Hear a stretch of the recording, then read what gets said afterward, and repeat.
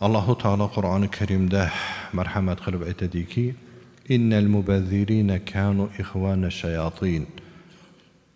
Isrof qilguvchilar shaytonning birodaridir. Allohu taolo isrof qilguvchilarni shaytonga birodar sifati bilan sifatlashligini o'zi isrof haqida bizga yetarlidir.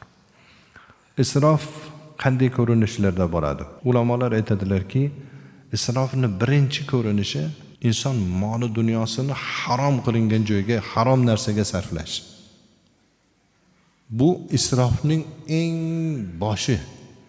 Ikkinchi isrof, zarurat hojatlar qolib zibu zinat va dabdababozlikka mol dunyo sarflash ham nimaga kiradi? Isrofga kiradi. Imom G'azzoliy rahmatullohi alayhi bir misol keltiradilar. Bir odamning 100 dinori bor ekan. Ana shu 100 dinorini hammasini to'yiga, ziyofatga ishlatib yorsa-yu, oila ahliga zarurat narsalarga mol dunyosi qolmaydigan bo'lsa, shu isrof deganlar.